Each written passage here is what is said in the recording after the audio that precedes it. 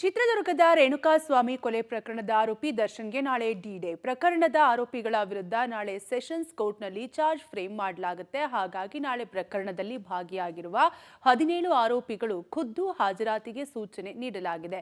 A one Pavithra Gowda, A two Darshan, Nandish, Keshavamurthy, Pavan, Raghavendra, Dhanush, Dhanraj, Vinay, ಪ್ರದೂಷ್ ಸೇರಿ ಪ್ರಕರಣದ ಅಷ್ಟೂ ಆರೋಪಿಗಳು ಖುದ್ದು ಕೋರ್ಟ್ಗೆ ಹಾಜರಾಗಬೇಕಿದೆ.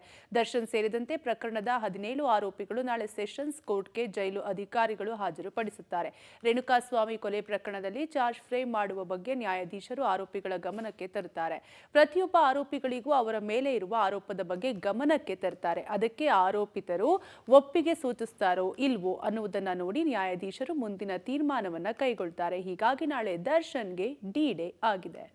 ಒಟ್ಟಾರೆಯಾಗಿ ಚಿತ್ರದುರ್ಗದ ರೇಣುಕಾಸ್ವಾಮಿ ಕೊಲೆ ಪ್ರಕರಣಕ್ಕೆ ಸಂಬಂಧಪಟ್ಟಂತೆ ದರ್ಶನ್ ಸೇರಿದಂತೆ 17 ಆರೋಪಿಗಳು ಈಗಾಗಲೇ ಜೈಲು ವಾಸವನ್ನ ಅನುಭವಿಸ್ತಾ ಇದ್ದಾರೆ. ನಾಳೆ ಸೆಷನ್ಸ್ ಕೋರ್ಟ್ಗೆ 17 ಜನ ಆರೋಪಿಗಳು ಕೂಡ ಖುದ್ದು ಹಾಜರಾಗಲಿದ್ದಾರೆ.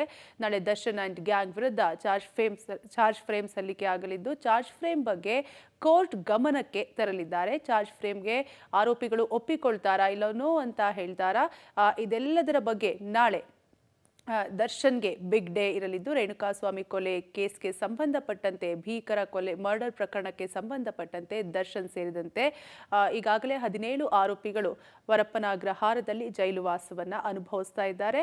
17 ಆರೋಪಿಗಳ ಕಡ್ಡಾಯ ಹಾಜರಾತಿಗೆ ಸೂಚನೆಯನ್ನು ಕೂಡ ನೀಡಲಾಗಿದೆ.